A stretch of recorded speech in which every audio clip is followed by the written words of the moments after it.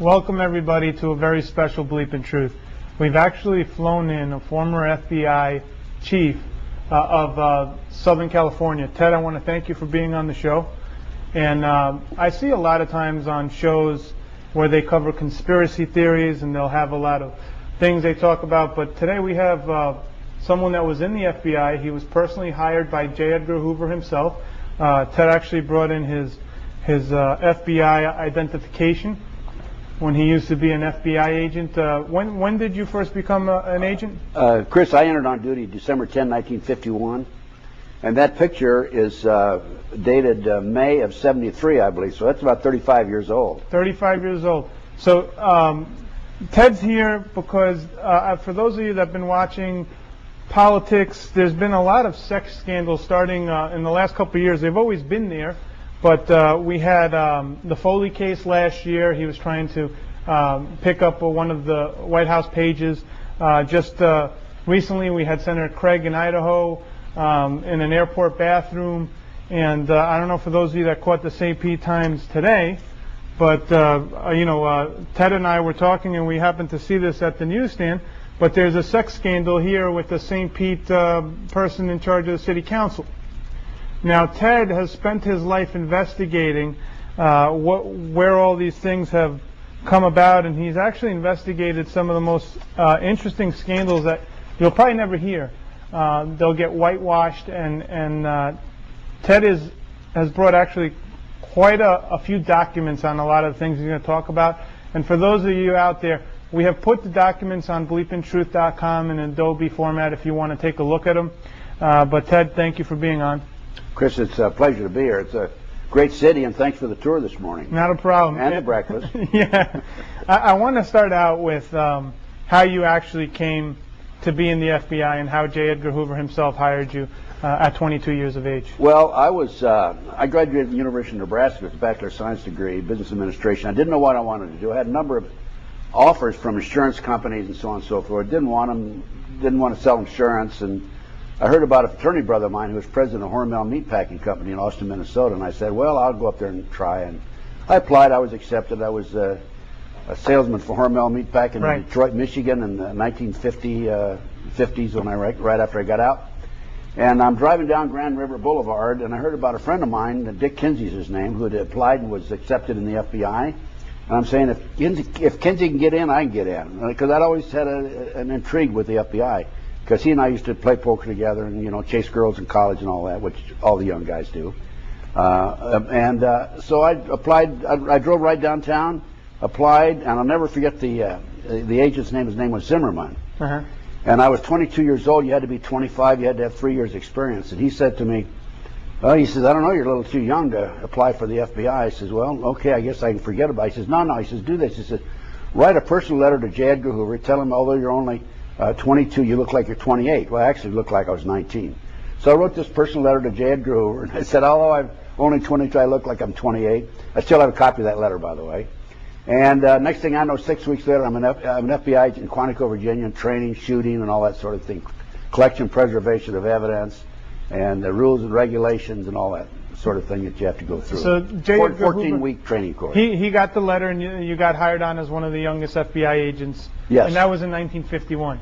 December 10, 1951, I entered on duty in Washington. Huh? So now talk about the one thing that I found very interesting was, how did J. Edgar Hoover, everybody knows about his personal files. He had dirt on everybody.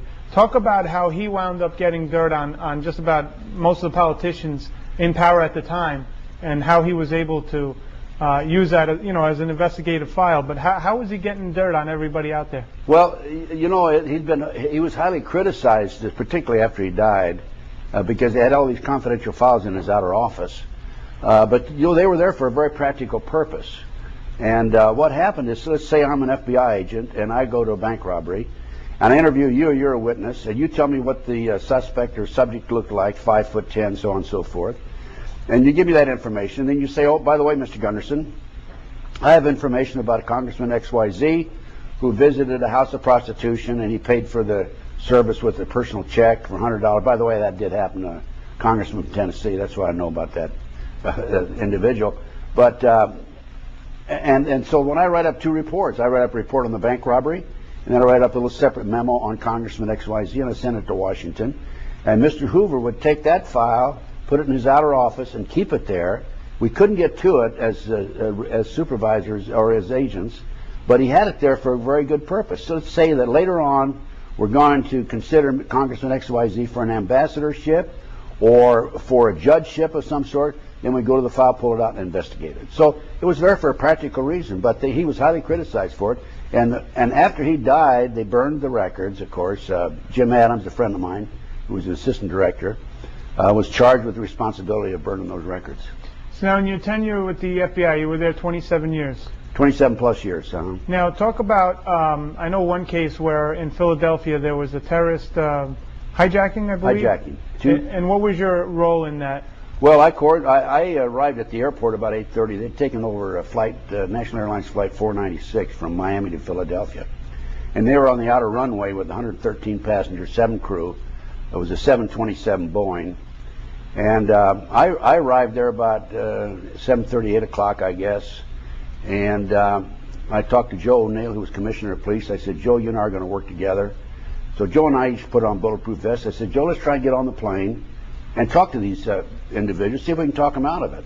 So we got in a car and we were driving down the runway, heading for the plane. All of a sudden we look up and here's the plane's coming at us. They saw us coming, I guess. And the plane came down, took a 90-degree turn, and it stopped. And so we turned around, went back over there. And what happened is the pilot jumped out the cockpit window once he stopped because they were running out of fuel. And we found out later that the skyjackers wanted him to take off, and because you know, they're trying to get out of there, I guess. But he didn't have enough fuel to take off and turn around and come back. The plane would have crashed. So he was actually a hero. We didn't know at the time. So anyway, I started talking to them on the handy-talkie and the radio and so forth. And we went back and forth for 2.5, 3 hours. And I told them they wanted $600,000, 3 parachutes, and a second 727 with fuel in it. What was their agenda? Money. They wanted the money. They wanted the money. They didn't want the passengers. So I argued with them for 2.5, 3 hours, and I said, I'll give you the money if you let the passengers go. And they finally let the passengers, agreed to let the passengers go, let them get on the second 727. They took off. They were later, they had to land, make an emergency landing in Texas because they did run out of fuel, because they left the engines running while I was negotiating with them. And they negotiated in Texas for 9 hours and finally gave up, and ended up getting, one got 50 and one got 60 years. Wow. So now you probably in jail today. So you had a storied career, and you also you were in charge of Southern California. Is that correct?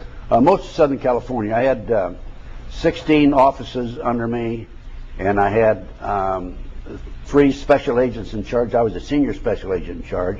I actually replaced an assistant director. They changed the title in the field then. And we had 24 supervisors under them. I had over 700 personnel and $22.5 million budget, yes. So you, the way I understand it, at one point when J. Edgar Hoover had passed away, you were actually invited to interview for the job as FBI, overall director of the entire FBI. I was interviewed in 1975 in Dallas, Texas for the job, yes, for the director's job. And why did they hire an FBI agent overall? No. Why did they not hire an FBI agent you'll have to ask to head the Federal Bureau of Investigations? Well, that's the presidential appointment. You'll have to ask the president that question. But they didn't want another Hooverite, and I was basically a Hooverite. Hoover had been in the FBI, head of the FBI for 48 years. I served under him for 21 years. He was a great man. What was he like when you'd go into his office?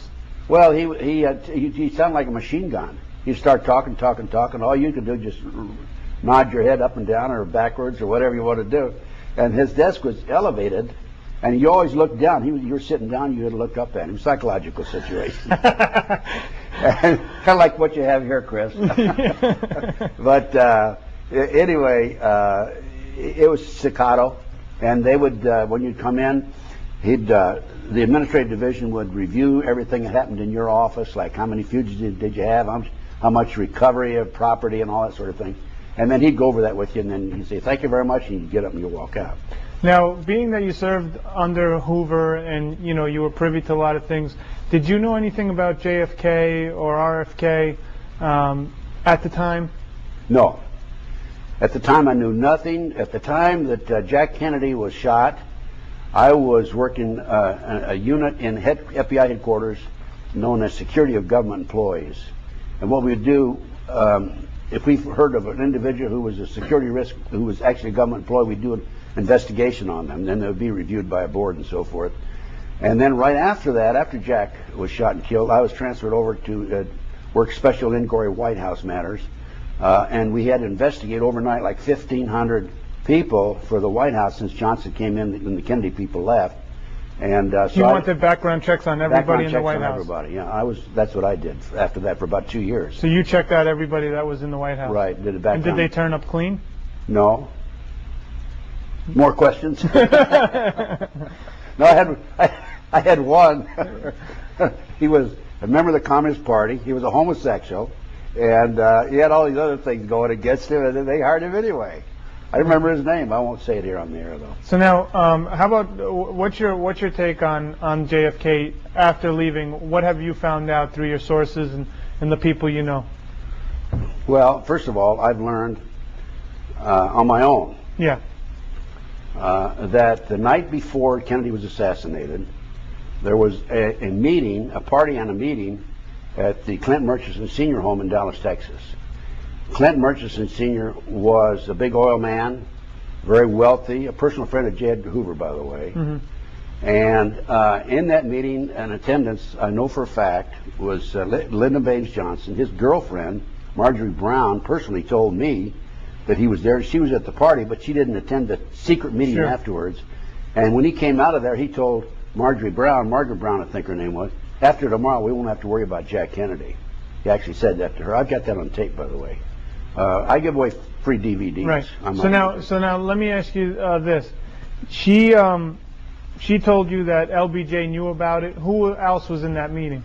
Well, there was Lyndon Baines Johnson. There was the Hunt family, members of the Hunt family. There was the Clint Murchison family. And I'm sorry to say, according to the information that I have, J. Edgar Hoover was there too. Why would they want JFK, or why would anyone want him dead at the time? Based on my research, he was going back on the gold standard.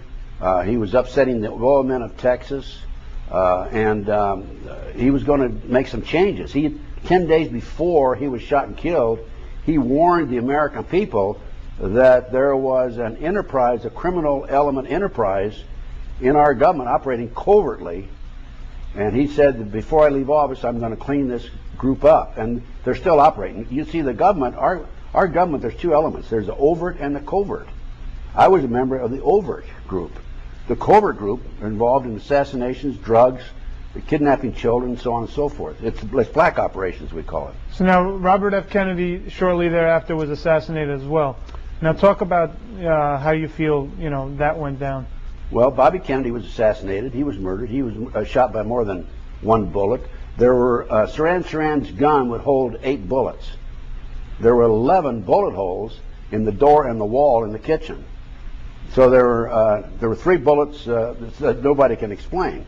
Now, Daryl Gates, who was chief of police at the time, tried to explain it away in one of his books, in a book that he wrote, but I didn't buy it. You can't buy it. You can't. He tried to, the ricochet? Or? Yeah, that's baloney. You know, it's just like the magic bullet theory of Arlen Specter and the Jack Kennedy assassination.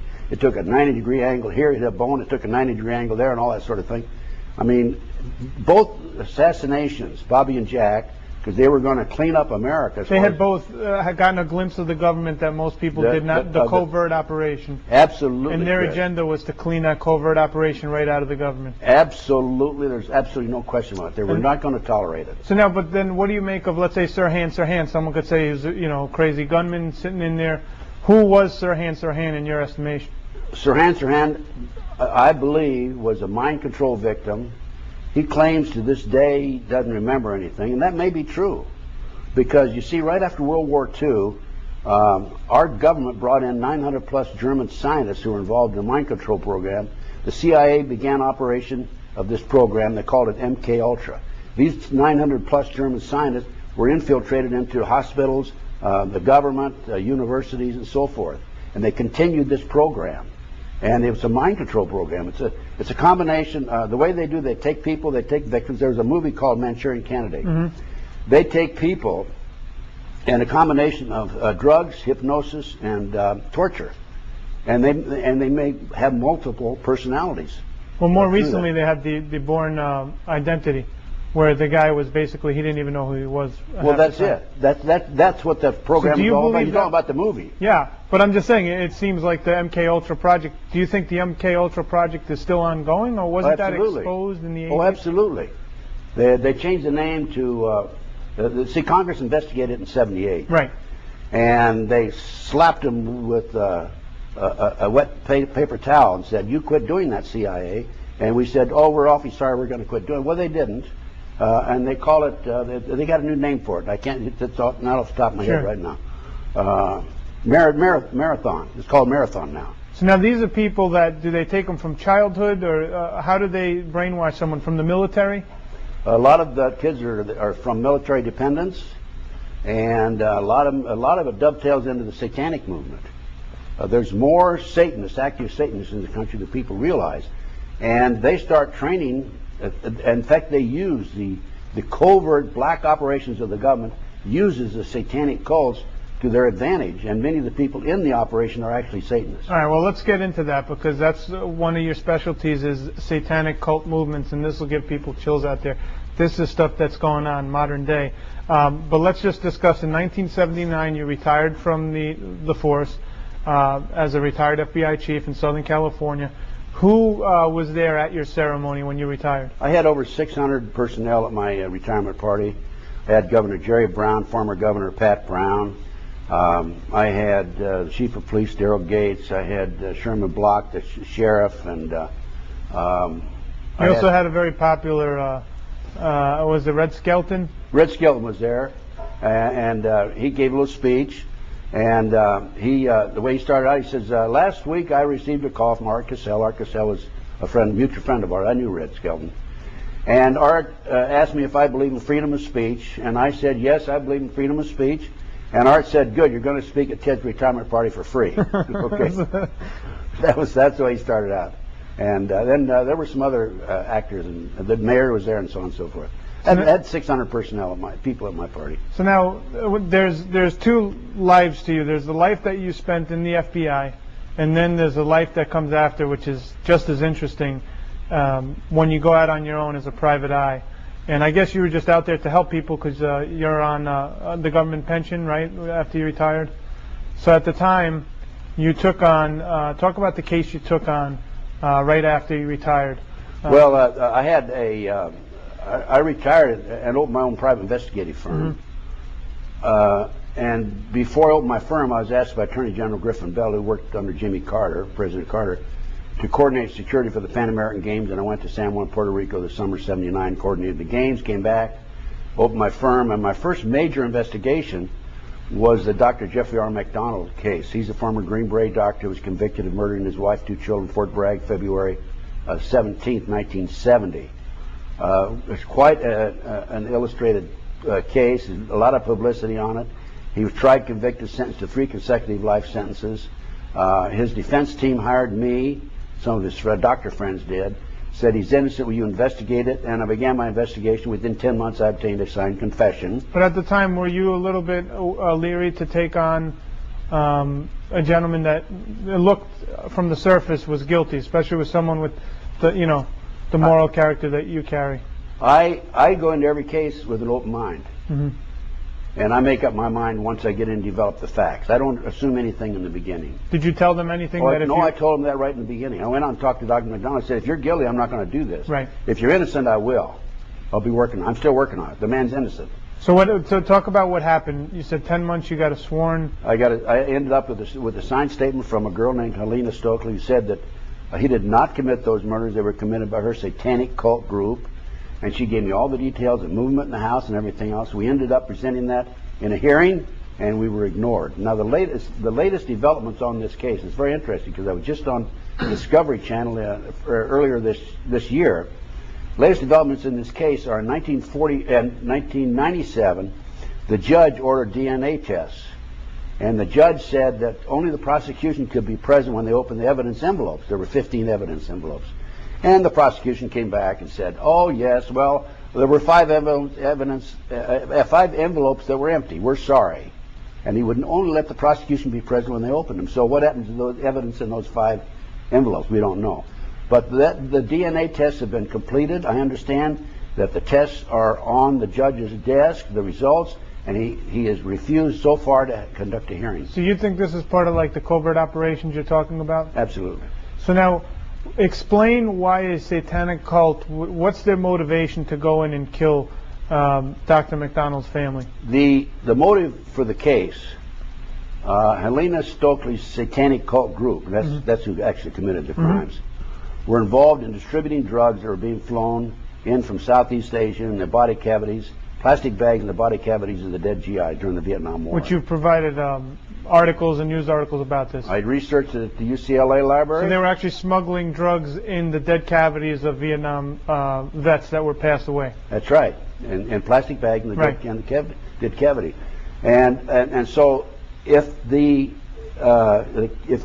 satanic cult group was identified as the perpetrators, the murderers, the assailants, what would they have done? That would have opened up this whole operation. So they had to put a lid on it. They had to cover it up. Well, because Dr. McDonald was the doctor that when these guys would have overdoses, they'd go to?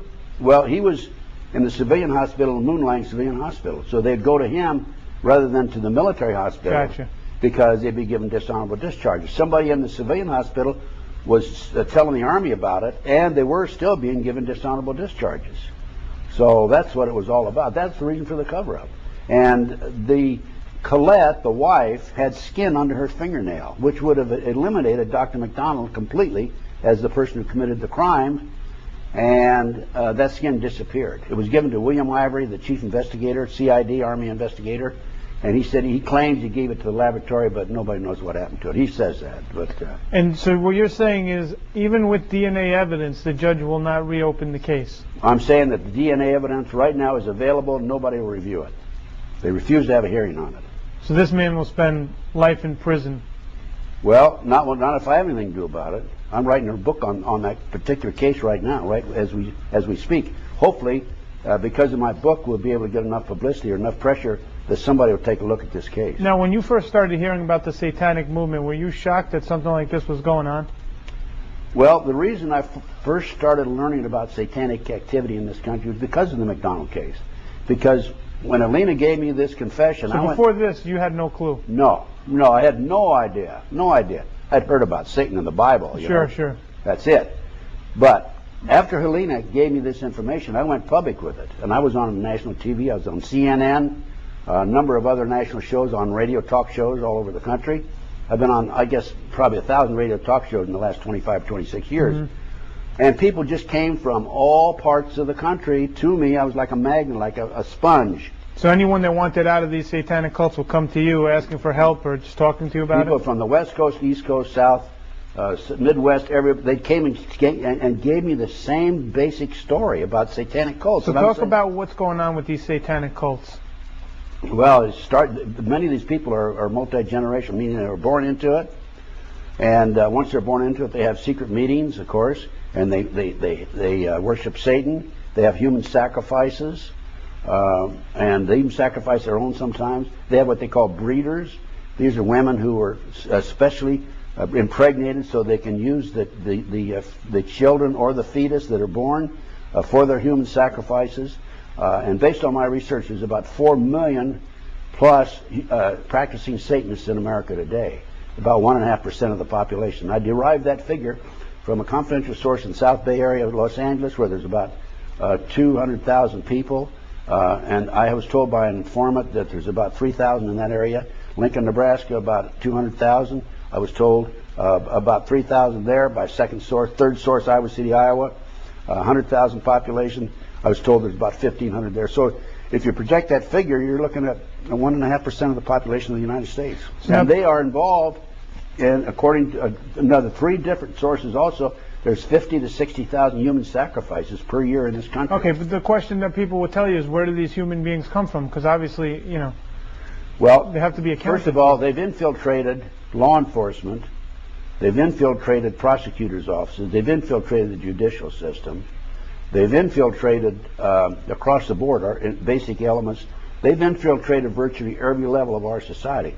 So what happens is, first of all, they have their secret meetings. They oftentimes they're in underground. They have underground compartments in their home, chambers in their home, and it's all private. Nobody knows about it.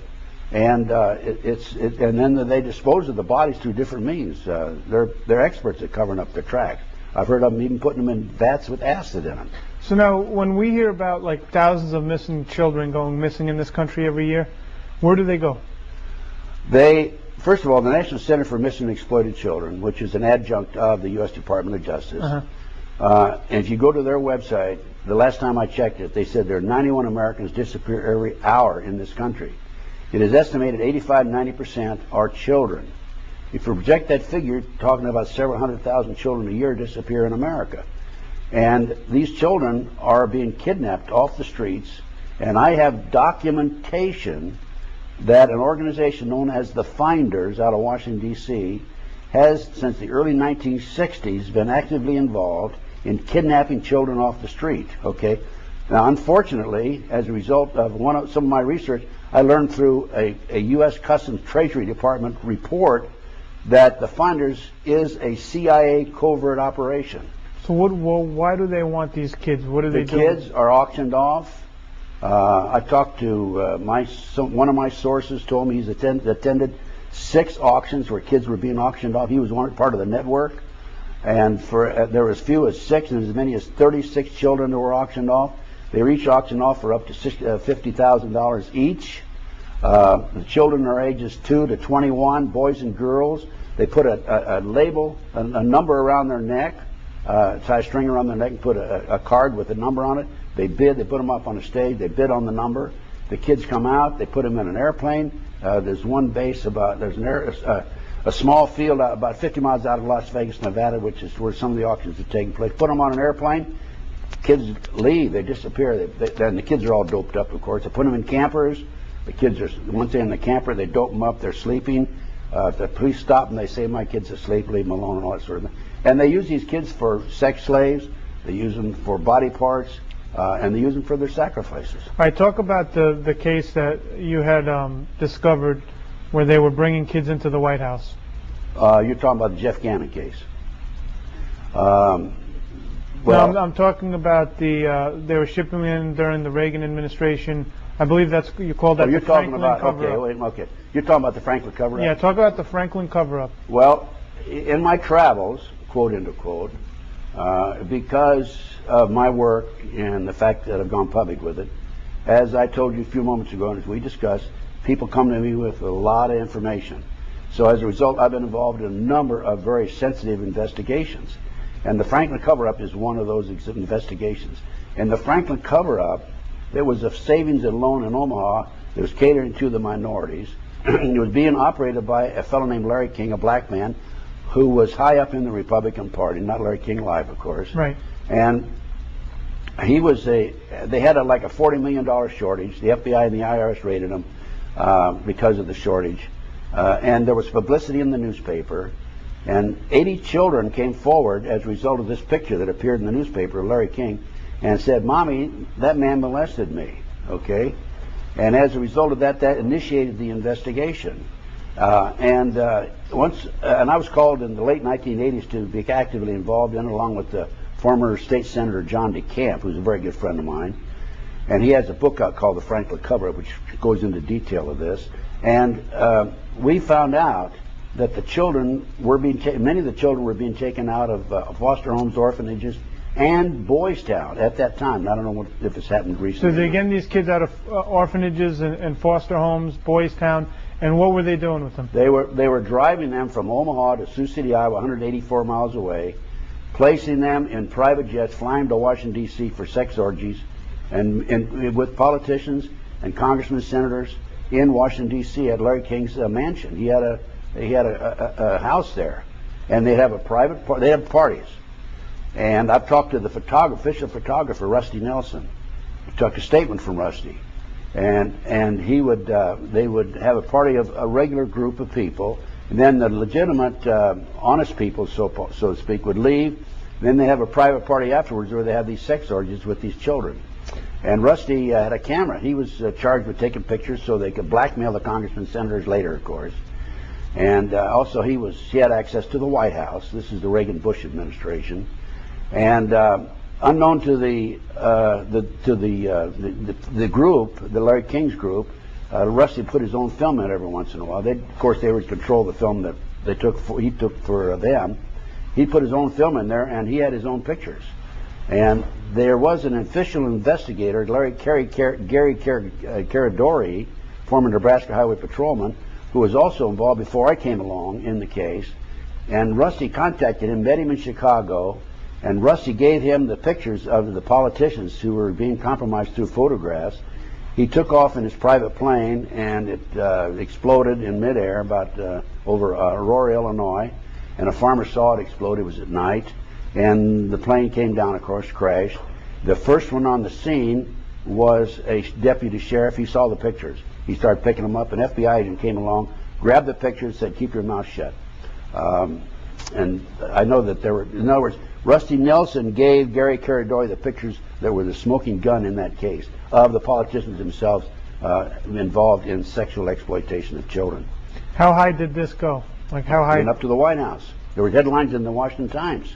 Yeah, just for people out there watching this, Ted provided us with actual news articles and quite a few documents. So we put it up on thebleepingtruth.com for all to actually see the documents. We've already activated the link. So if anyone finds this hard to believe or hard to swallow, there are news articles that he's given me, and we put them up there for all to see. So now, talking about the Franklin cover-up, you also investigated a preschool in California, the McMartin Preschool.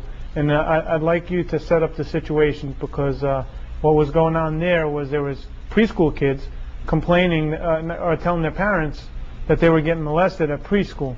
And then there was an investigation. Tell us what happened when you picked up this case. Well, this is another huge cover-up, by the way. What happened is, back in the early 1980s, a little baby came home. See, the preschool, of course, the parents would drop the kid off in the morning, pick him up in the afternoon after they came home from work and all that sort of thing. The mother noticed blood in the child's diapers and started checking into it and found out that the child, in her opinion, had been molested at the McMartin Preschool in Manhattan Beach, California. A number of children did come forward. They had a trial. They filed charges against the grandmother, the son, Ray Buckey, and 5 others. The district attorney dropped the charges against 5. They just ended up with 2 of them. And the kids said that there were tunnels under the school. They went into the tunnels, up into a chamber. There were humans. There were adults in robes with candles, chanting. They talked about cutting up brown babies. We think they were sacrificing Mexican children. And that they went through this tunnel up into the triplex next door, a trap door in the bathroom, the triplex next door. They were placed in cars, and they were taken out of the community and prostituted. And then brought back in. And then brought back in. 2, 3, 4-year-old kids were being prostituted in the community. So these kids are all telling their parents these stories. They told the parents these stories. And so the authorities went out in 1987 looking for the tunnels. Mm-hmm. And what do you think? They didn't find any tunnels. So I had an opportunity in 1991 to take control of the property. And it had been given to Danny Davis, the attorney, and he had, for his legal fees, and he had sold it to a contractor. And so I went to saw the contractor. I said, "Look, I want to go in there and take over and look for these tunnels." He said, "Well, you'll assume liability," and so on and so forth. So I had an attorney friend of mine draw up a contract, assume liability, and we hired an archaeologist, Dr. Gary Stickle. And we went in, and in 34 days, he said, yes, there were tunnels here. They've been filled in. Now, the first trial resulted in acquittal of the grandmother, and Ray Buckey was a hung jury. We were in the middle of the second trial when we found the tunnels. I called the DA's office, and I said, send an investigator out here, send somebody out here. We have tunnels here. We can prove there were tunnels here. So they sent an investigator named Perez, and he came out. He got out of the car. He said, what do you got? I said, well, Dr. Gary Stickle's inside. Go on in there and talk to him. I'll be in there with you. He said, no, I don't want you to come in. I said, well, why not? He said, you're too argumentative. I said, no, what do you mean too argumentative? So I went into the meeting, and he's in there. He went in, and he tells Dr. Stickle that there are no tunnels there. Dr. Stickle had said there were tunnels there. And this guy was from UCLA, Dr. Stickle, the He was an archaeologist? archaeologist. He had a doctor's degree. Right. And what happened? The tunnels have been filled in with debris or with dirt from another location. So you could see, if you take a knife and cut right through the ground, you can see where the natural soil was compared to the Did soil. you find any evidence in those Oh, we tunnels? found all kinds of evidence. What did you find? We found like 2,000 animal bones in there, and artifacts. We found vases, and all kinds of information. Did you And find we anything from the kids? No, no per se. No, nothing that would tie it into the kids. But we found the trap door. No magazines, no nothing No, like, of that no, nature? nothing like that. But the trap door was there in the triplex next door, and one of the fellows. In fact, there was an opening, probably about 2.5, maybe a foot and a half, 2 feet. We had one of the skinny archaeology diggers go in there and take pictures of the trap door, and there was a trap door there. Did the media pick up on this? The media covered it up. Mainstream media covered it up. And as a matter of fact, there was an article when Dr. Gary Stickle said that there had been tunnels that had been filled in. The media did an article on it. And the first part of the article said we didn't find tunnels. The last part of the article said we found tunnels. The trick that the media uses, because most people, they read just long enough to see if the tunnels were found, then they don't read anymore, as you know. We talked about that last night. Sure. Or this morning.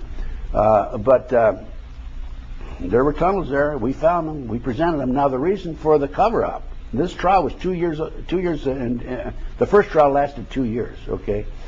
The second trial, I don't know how long it lasted. It didn't matter because it was covered up too. What was the reason for the cover-up? The reason for the cover, because it identified actors, professional baseball players, professional football players, politicians, the son of the most prominent politician in Los Angeles. It was cover-up, another major cover-up, just like the McDonald case.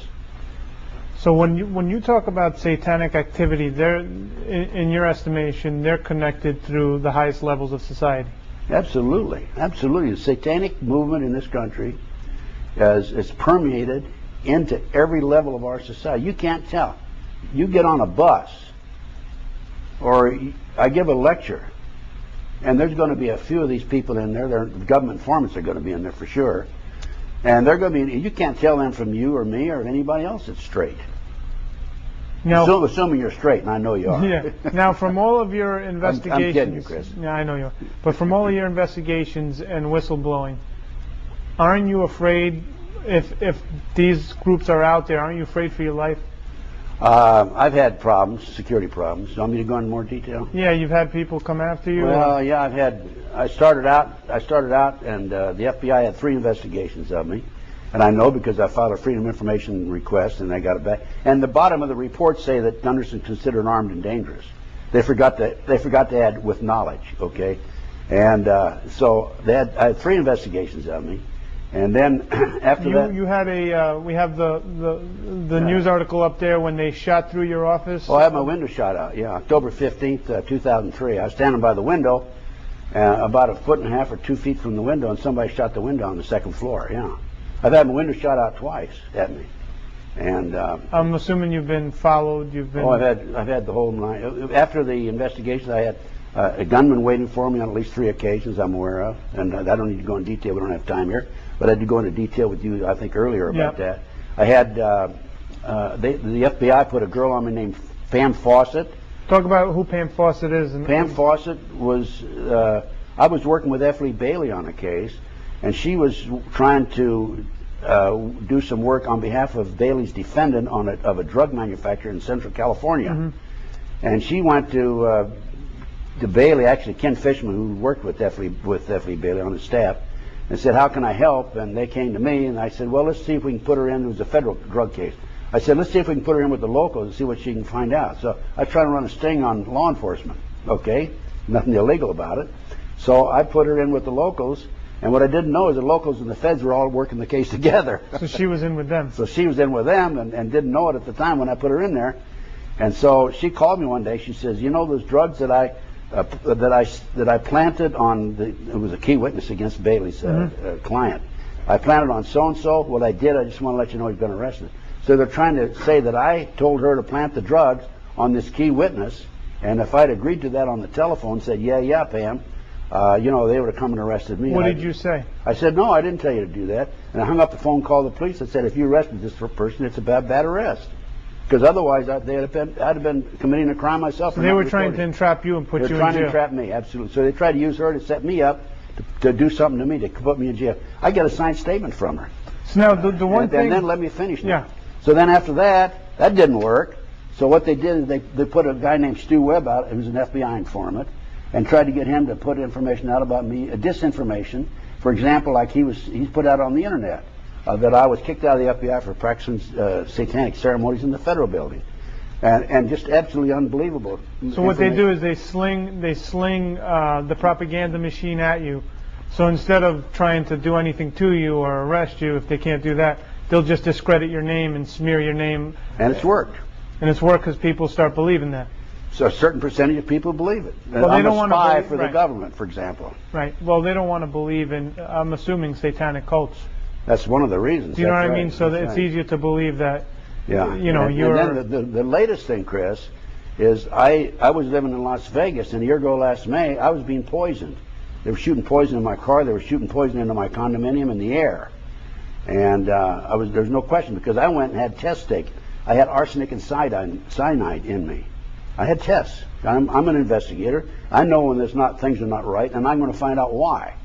And so I moved overnight from Las Vegas to a small town in Nebraska, 296 people, Claytonia, Nebraska, and they've followed me there. They're out there. Now, when you say they, is it the satanic cult? Is it the government? Who is the one that? They, in my opinion. Yeah, who is they to you? They, in my opinion. First of all, when you have a covert operation as extensive as this, right, where they have teams of men running surveillances on you, and there's no return financially, right?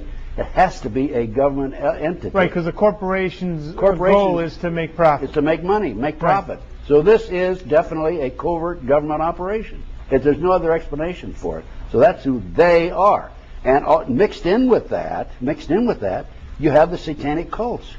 And the satanic cults are part of it, and this covert operation is using the satanic cults to their advantage. Now, when you say cults, and I know I've asked you this, and a lot of people are curious of this, there's the Freemasons out there.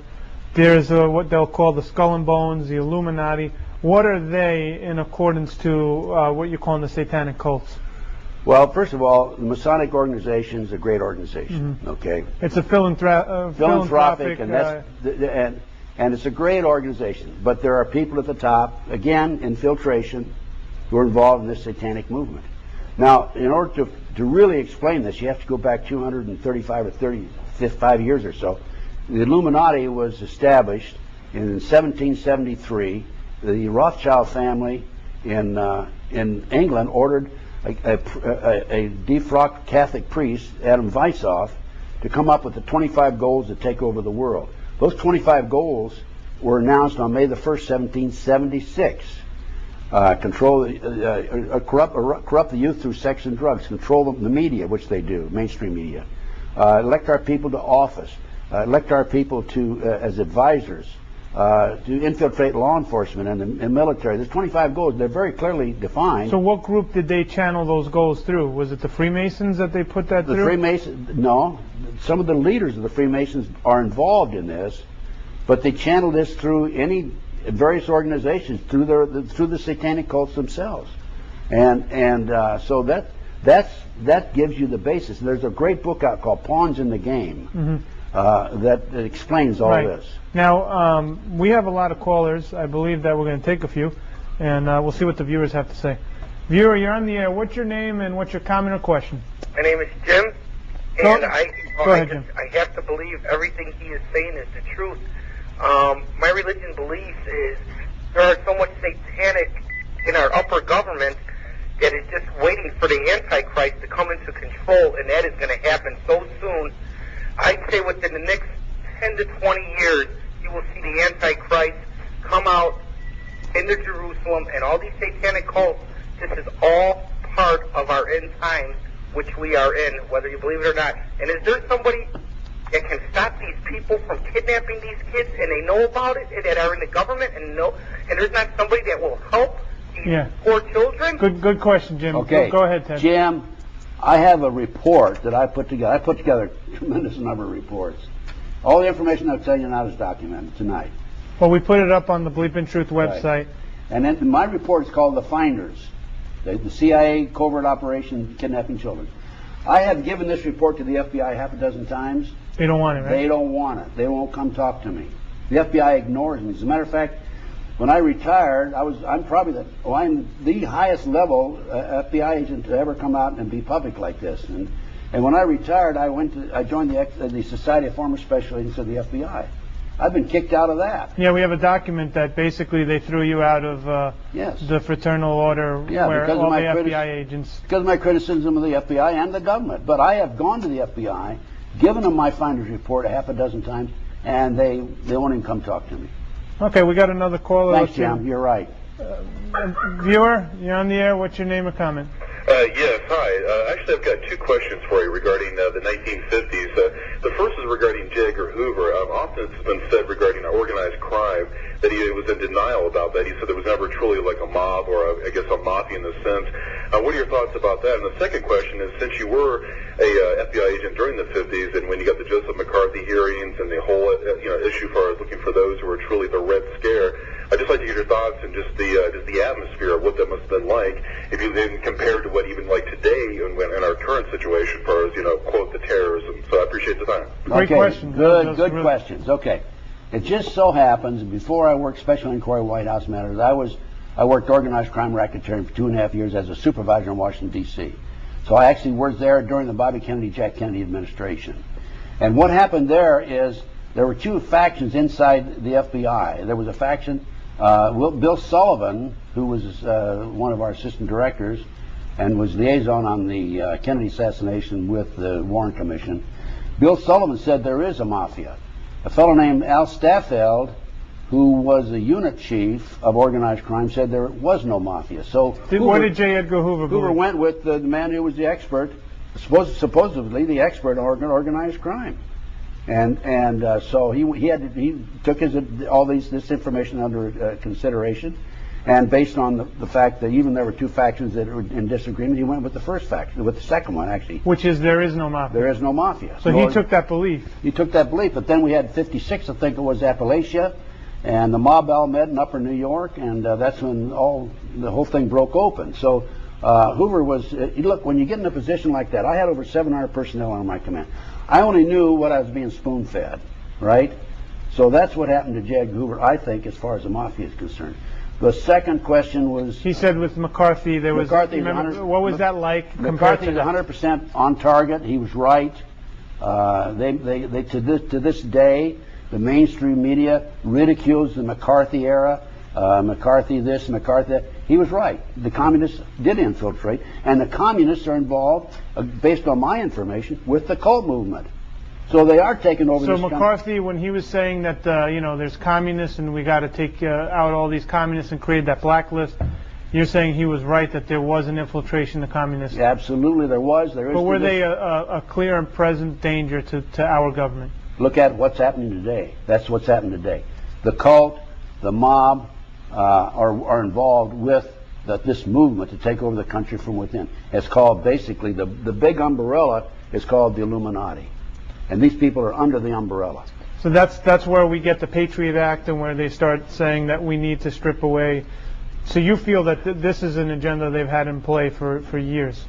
This is an agenda's been in place for 230-some years. The whole terrorist movement, it's a phony movement. It's been orchestrated and perpetrated by this covert element within our government in order to pass establish Homeland Security, pass the Patriot Act, take away many of our constitutional rights and civil liberties. That's what it's all about. But what you're saying is those events did happen, but our government had a role to play in the terrorist, right? You're not saying that they didn't happen. No, they did Oklahoma happen. City, you're saying they did, but... Oklahoma City happened. World Trade Center car bombing. But you're saying that our government had a direct role in those events? I'm saying that there is a covert element within our government that had a direct role in that. Well, now go back there. Covert, overt, right? Mm-hmm. There's a covert element, yes. So there's a whole group of people that are in the overt element. In other words, they're doing the day-to-day job. They really are FBI agents, they're police officers. They have no clue, right? They're good, honest people. Good people in the FBI, police department, CIA, NSA. But there is a covert black operation that's active in this country. Very active. Now, my question to you is, and I think... Those are good questions, by the way. Yeah, they were great questions. My question to you is, in the government, there seems to be a mass, I guess, perversion in there towards, like you said, sexual proclivities, whether it's homosexual, pedophilia. Is this a new thing in the last 50 years, or is this something that's always been there as far as power and people in power? It's been there for years. As far as I'm concerned, I'm sure it's been there for years. So in the 50s, there was things going on that are going on today, right? Yeah, it's been going on for years, as far as I'm concerned. But it's only you have to, that old saying, you have to crawl before you can walk. Well, that's what's happening. We're starting to walk. We were crawling for years as far as knowledge of this is concerned. Now we're starting to walk. Pretty soon we're going to be trotting. Pretty soon we're going to be running because people are learning more and more about what's going on. Now, I've been in this movement for 28 years. And when I first came out and started talking this way, I did it gradually because I didn't have as much knowledge then as I do now. But even though I didn't have the knowledge then that I do now, people said, this guy's a kook.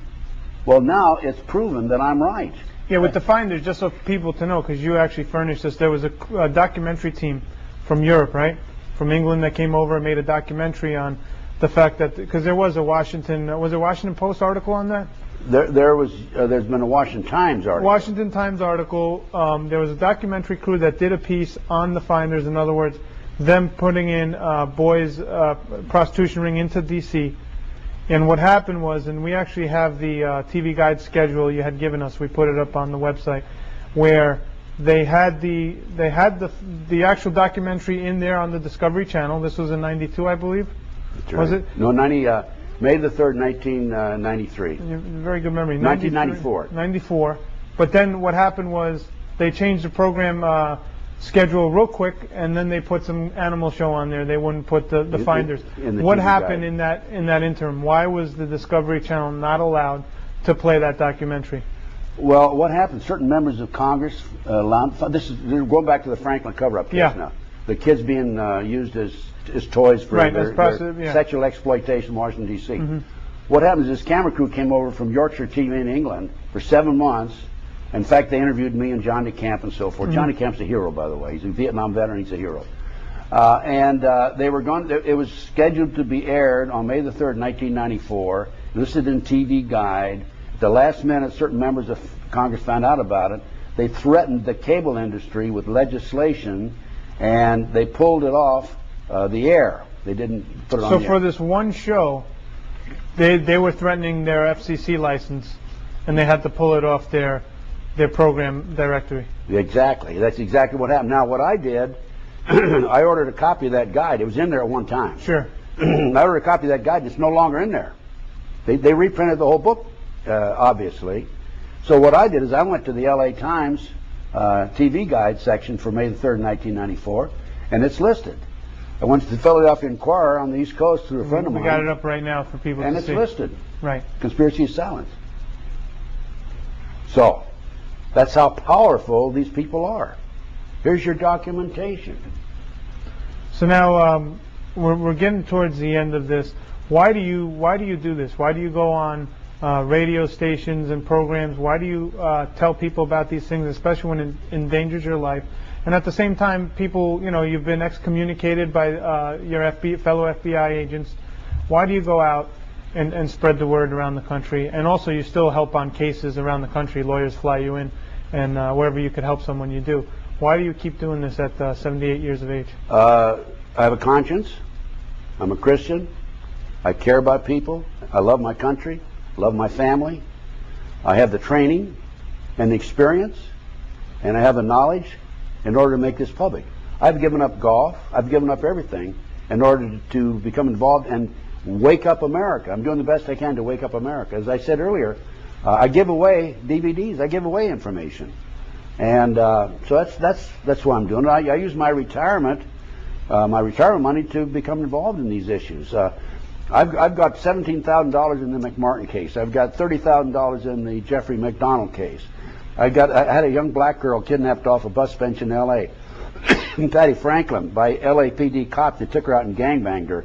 I put $25,000 in that case, and it just goes on. I get my money. I donate my retirement money to these causes. Is what I do.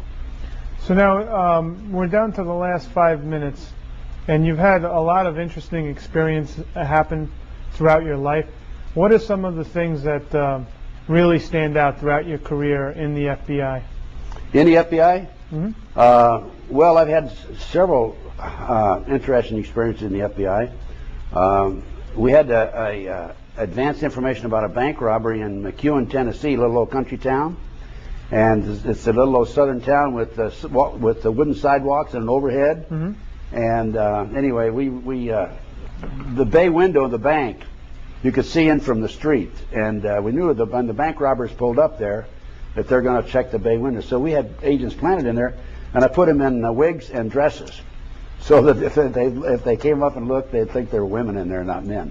We were waiting for them. And long story short, they didn't come in on us then. We found out they came in later. We did get them out in the woods where they were hiding, because they dumped the evidence out there and went on. So it's a lot deep. That was kind of an interesting experience.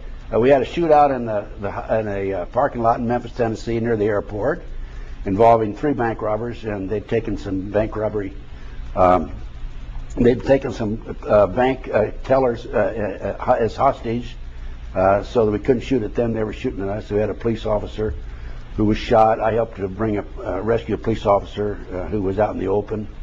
That was interesting. So in the FBI, you had a lot of hijackings, bank robberies, and bank robberies. Yeah, I did everything. I was counter-espionage in New York. Picked up a 10 most wanted in Connecticut in my day, and the skyjacking, of course, July 12, 1972, negotiating with those 2 terrorists. So I had a lot of interesting experiences. Do you miss the FBI? No. Why not? Well, particularly now, because the FBI has been infiltrated by the Illuminati, in my opinion. This is my opinion. So you believe after J. Edgar Hoover died, the FBI quickly became politicized once he had the stronghold, especially with his files. So they didn't want anyone like you or another FBI chief taking over. They didn't want anyone with a FBI background taking over. So what did they have take over?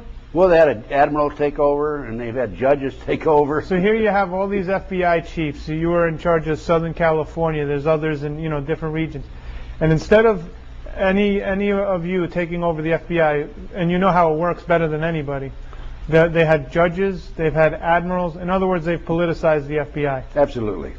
So the FBI doesn't hold the same kind of clout it had under J. Edgar Hoover. I did an interview. It's on DVD video. And it's captioned 911 failure, the new versus the old FBI.